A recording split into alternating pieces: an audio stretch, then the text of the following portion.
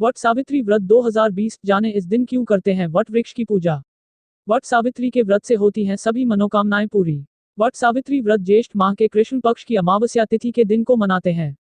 इस साल यह व्रत 22 मई शुक्रवार को पड़ रहा है। महिलाएं वट सावित्री का व्रत अखंड सौभाग्य एवं कल्याण की कामना और संतान प्राप्ति के लिए करती हैं।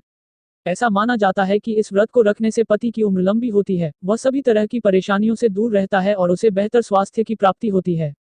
बात अगर सेहत की हो तो इस मुश्किल के समय में यह व्रत खास महत्व रखता है, क्योंकि कोरोना काल में हम सभी चाहते हैं कि हमारे साथ साथ हमारे परिवार के लोग भी सही सलामत और स्वस्थ रहें।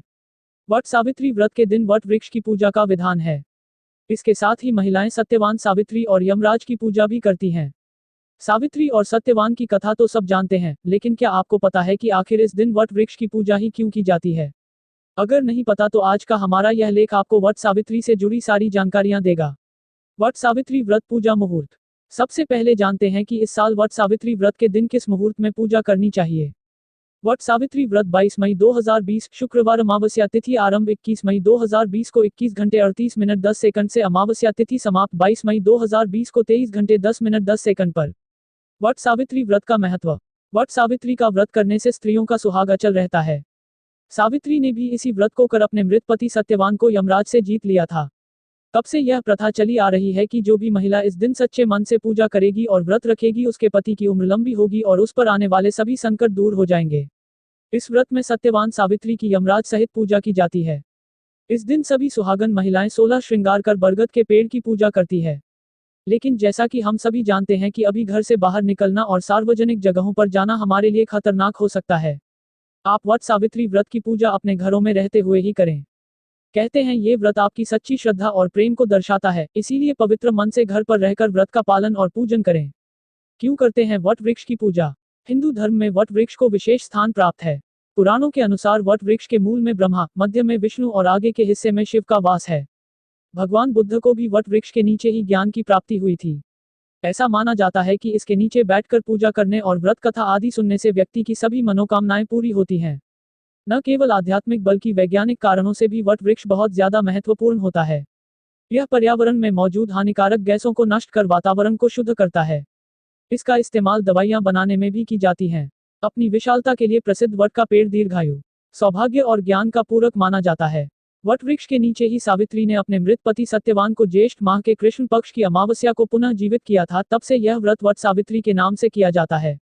वट सावित्री व्रत पूजा विधि। वट सावित्री का व्रत करवा चौथ की तरह ही पति के लिए की जाती है, केवल इस दिन की जाने वाली पूजा की विधि अलग होती है। इस दिन की पूजा की विधि जगह के अनुसार अलग अलग होती है।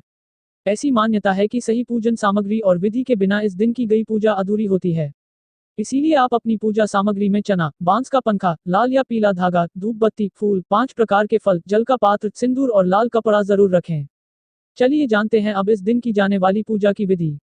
वट सावित्री के दिन सुहागिन स्त्रियां प्रातःकाल उठकर स्नान आदि करें। इसके बाद नए या साफ वस्त्र पहनकर 16 श्रृंगार कर लें।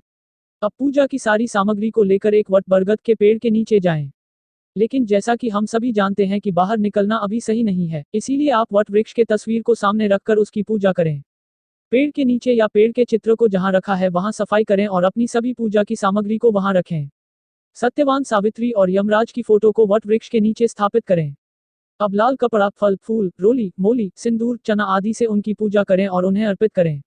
पूजा के बाद बांस के पंखे से उन्हें हवा करें।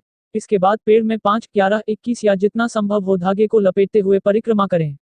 परिक्रमा लगाने के बाद कथा पढ़ें और वृक्ष की जड़ में जल अर्पित करें।